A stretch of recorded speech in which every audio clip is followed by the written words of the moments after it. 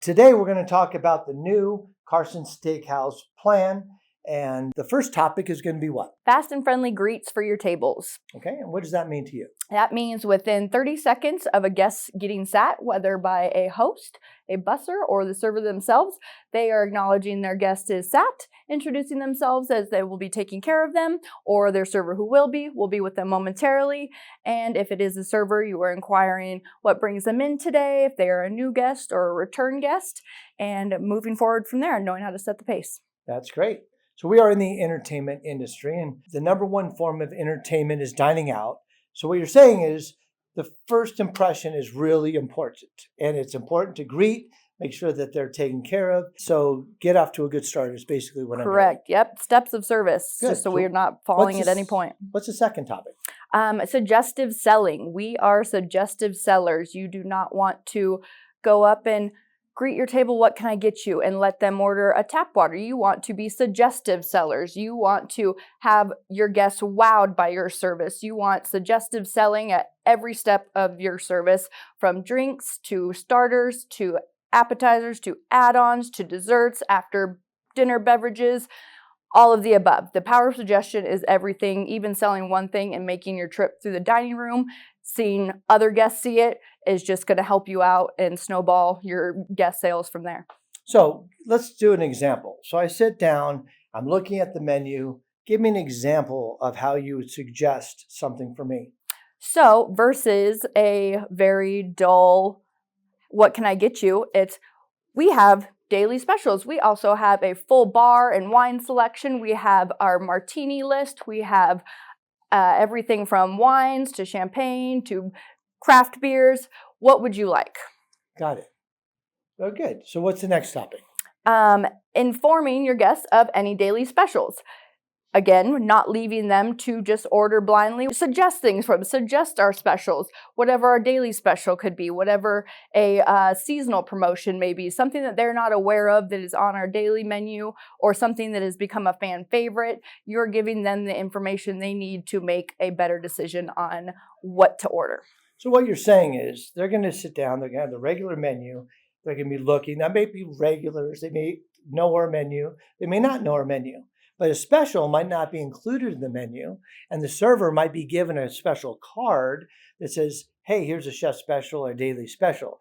And this is information that they would not have unless the server presented it to them. Correct. And guests don't always know when there's happy hours. So if there's a timed menu that guests need to be aware of, you are giving the guests all the information they need to better make their suggested orders. Now, is there a pre-huddle or a way that servers going to get this information before they actually start and talk to the guest? Yes, Dean. We like to have a pre-shift powwow. So when you come on, you are ready to work. Your uniform is clean. It is precise. You are going to your lead, and you are checking with any pertinent information of your shift to give you the best outcome, whether it is sections or guest details, reservation, guest events, early outs, call outs, whatever it might be. So you are all on the same page and running a smooth shift. The guests can see that you are all on the same page, and it just gives off a clean look to the guests and a smooth shift for the employees. Now, I know a lot of people have great memories, but some people not so great. Is there anything that's going to be provided in writing? And if it's not provided in writing, can I write it down?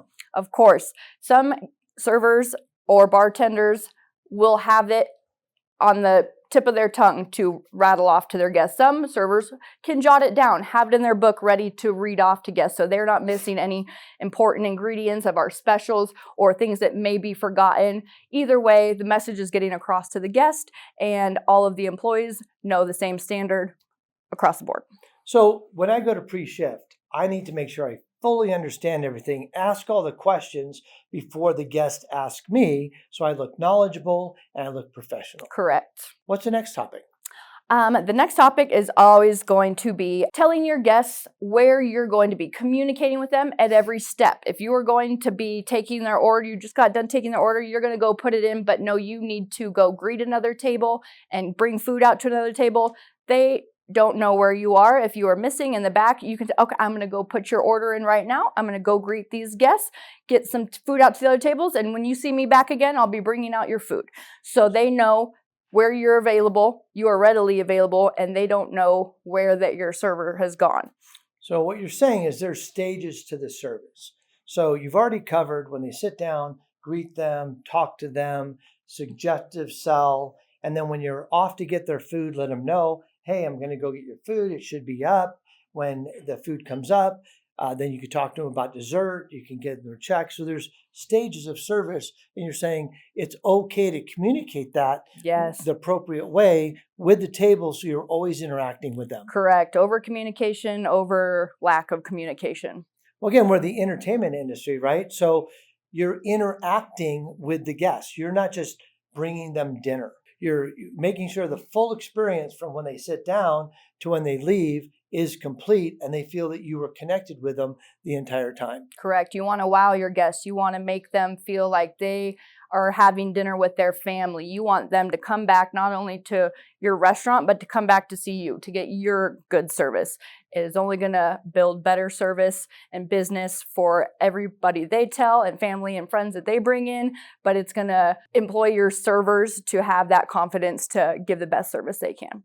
So it seems like common sense, but what happens if I get busy? I have a lot of tables and I can't communicate all the steps with my table. That is a common issue, and I have found the guests will appreciate that communication more than anything. If you tell them the kitchen is a little bit behind or you are running a little bit behind, you always have somebody else, whether it's another server, a busser, who is also readily available.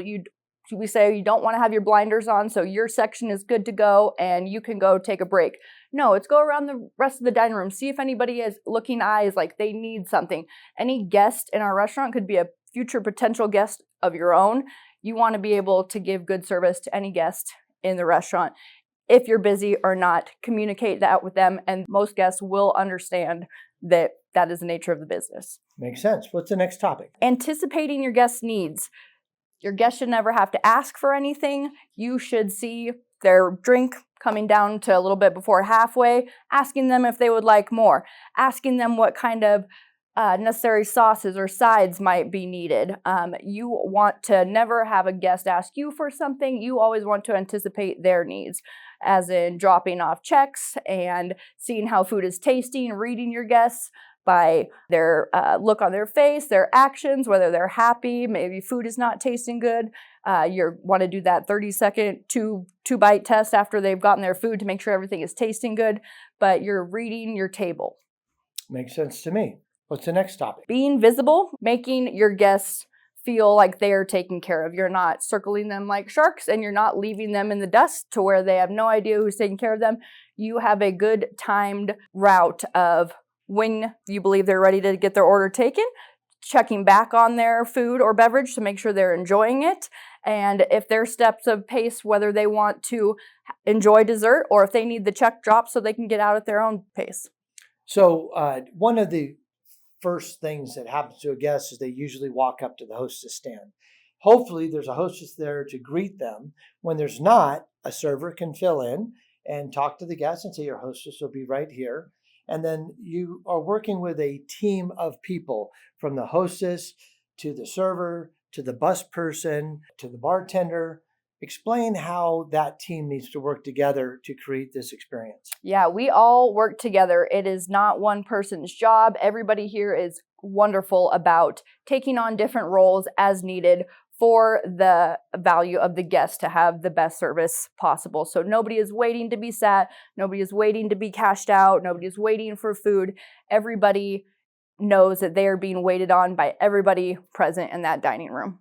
For example, if I'm filling water for my table, and instead of putting the water back on the shelf, if I did a tour through the restaurant and did water for everyone, I could be helping my table and helping my fellow server. Correct. You're not having your blinders on. You have your eyes open to the entire restaurant. What is a guest going to think that even though you're not their guest, but you have an empty water and it's been sitting in front of you, but their guest waters are filled? You're giving the same guest service to every guest in the restaurant. no matter whose guest it is, because you never know which guest is going to be your future potential guest. So let's talk about the check. Okay. So we talked about the first impression is the hostess seating the person with quick follow-up by the server, using the name. The hostess says your server is going to be so-and-so. They introduce the server's quickly there. But we didn't talk much about it at the end. One of my pet peeves is when I finish the meal, I have great service, the food was fantastic, and I have to wait for the check. It kind of kills the entire experience when you can't leave. And in our particular situation, we have a casino. Our job is to get them in, get a great experience, and get them back out so they can have enough entertainment time in our casino to play. How important is presenting a check? That is crucial. Any lull in service or seeing a vigilant person to help them get in and out is going to be where you're going to save a lot of return guests. You need to, before they're done with their entrees or whatever it might be, you are asking them ahead of time, may I interest you in dessert, before they're done with their plates and waiting on you. They should never be waiting on you. We are waiting on them. So that way you can get their desserts ready in time or after dinner drinks. Or you can drop a check and give them, again, instructions, clear instructions that you'll be their cashier whenever they're ready. Up at the front, whether they want to pay with comps, you are there to cash them out so they, again, know exactly where you're going, where they need to go so they can get in and out. So typically when I'm working on a table, I'm providing service to a table, and I ask them, and I do my upsell, would you like some desserts tonight? And I talk about the wonderful desserts that we have and ice creams and such. And they say, no, I'm not interested in any desserts or after dinner drinks. Isn't that my cue to get that check ready immediately? Because they're going to want to get that check and depart because I know they're not having dessert. It might be. You could always just touch bases, make sure they're not needing anything else boxed food-wise or after dinner drinks, cocktails, maybe going into the lounge again, and asking them what they would like at their pace. Are you ready for the check? Are you ready for dessert? Or even for future needs, like maybe they just don't have time for dessert or after dinner cordials this evening, but they usually do. Anything for a future visit, or if not a current visit, you are giving them the knowledge that you have. In our industry, we have comps. And when a person gets a comp, typically the meal's paid for and they don't need to come out of pocket except for a gratuity. When they have a comp, I heard it's a requirement that the player signs off on the comp slip, and the server is required to say, tonight your meal was taken care of by the casino, but I do need your signature. How important is it to let the person know that the meal is free and all they need to do is sign for it? It is crucial. The guests don't always know how many points they have. That most of the time they are giving you their comp card and inquiring how much they have. So it is your duty to tell them if they have a remaining balance or if their comps covered the entire check, and have them sign it, ensuring that they swiped it and are acknowledging that they did use it on this date in case they have any questionable charges. So if it's a comp, they must remember to also include a pen so that the people can sign it. Correct. Give your guests all the tools they need to get in and out on their own. Make sure they have their guest presenter, they have their guest comment card in there, whatever kind of promotion we're running for email purposes, and get them out at every step of the service.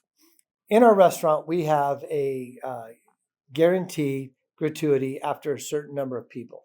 I believe that number is 6 people. What is the proper way to tell the group before you get started that that the gratuity is included?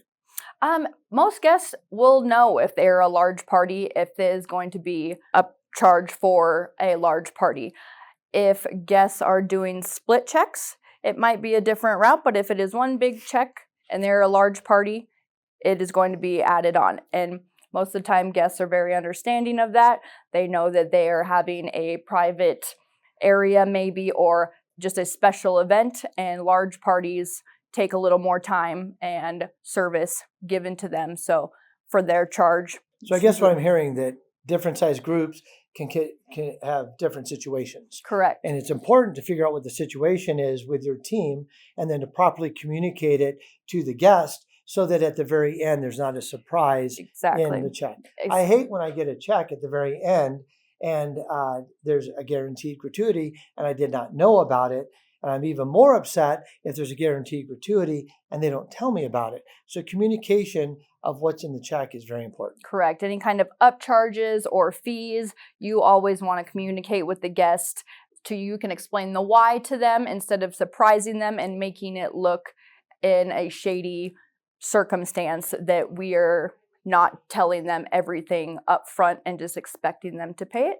They are aware of everything before they get their check and you have no hiccups on them getting out. Selling bottles of wine. There's an art to selling wine. When I go to a restaurant, sometimes I order a drink or a glass of wine. I find when I have a really good server, I am encouraged to buy a bottle of wine and share that wine with my guest. What's the art of selling a bottle of wine versus a glass of wine? If you are well aware that your table is only having one person drink wine, that's probably going to be a glass situation. If you have more than one person having a glass of wine, it is always best to offer the bottle because that equals about two glasses of wine per guest. And it's pretty normal circumstances for guests to, once they have the wine open, that it is going to be shared without the table. Unless, again, for other purposes, only one person is drinking the wine, but having the knowledge of what to suggest with it, it's pairing preferences to what they might be ordering, is going to give you a greater chance of selling a bottle to your guests. So what I just heard is if there's two people dining and they split a bottle of wine, it'll be more cost effective for them per glass to do the bottle. The second thing that I heard was pairing. That's interesting. Talk about pairing. How does the server know how to pair wine with the meal? That's a great question. As long as you are informing your servers whether you need to have a wine tasting class with them, so they need to be knowledgeable with it. Not everybody knows wine flavorings and how they pair with people's dinners, but typically people that are having steaks or red meat are going to want a red wine. Anybody having fish or a pasta dish and a kind of a light sauce is going to want to have a white wine.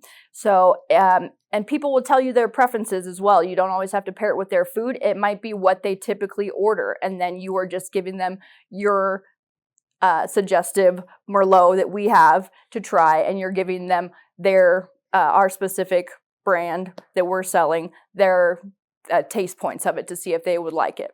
So I know there's a lot to learn about wines. I think there's going to be a special module that talks just about wines, but it's very important in a gourmet room to know wines because it makes them feel sophisticated.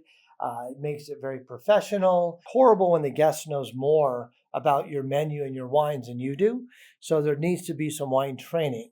But one of the secrets that I heard was that a Pinot Noir, which is a light red, is your go-to, pairs with everything. It can pair with your seafood, your poultry, your red meats, and all that kind of stuff. So when in doubt, I heard the go-to is a good red Pinot Noir. You learn something new every day. I am not a wine drinker myself, and I actually, that is ticking a memory of back when I did my wine training of certain ones are kind of in a general all over, and you're going to have ones that are more common than the others of people being liked, whether it's Chardonnays, Cabs, Merlots.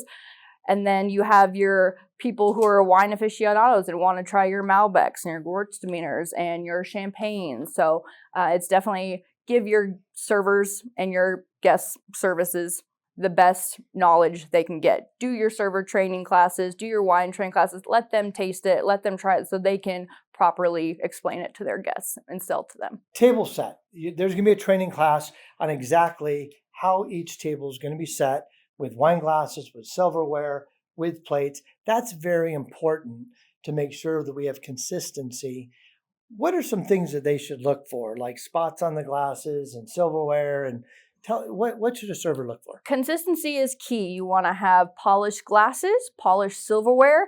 It should be neatly rolled. It should be in the same position on every table. You have your, whether it be sugar caddies, salt and pepper shakers, table tents, you have them all neatly and wipe down and clean in the same order on every table, and everything looks the same on each table. You don't have different order of things. You don't have spotted glasses, spotted silverware, because that's just something that is not going to wow your guests.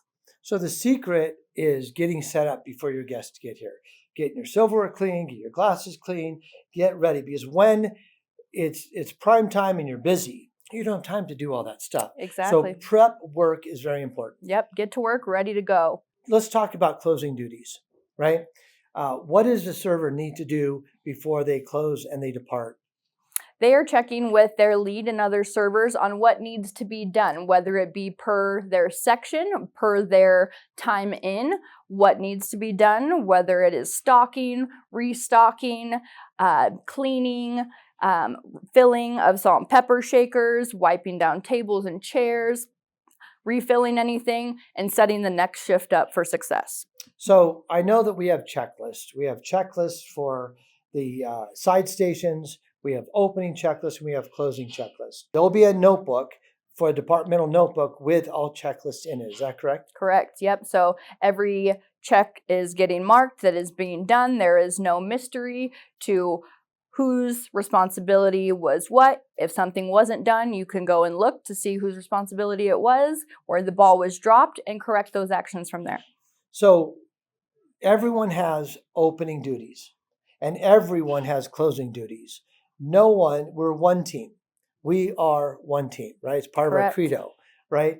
So everyone needs to pitch in to make sure that your opening duties are done and your closing duties are done. No one gets out of opening or closing duties. Is that true? Correct. Yep. We want to do our part, and we want to be good teammates as well as good guest servers. You want to help your other team members out and in turn get that same help back from them. Plus, if everyone pitches in, it makes it easier on everyone. The work is evenly distributed. That's why we rock. That's right.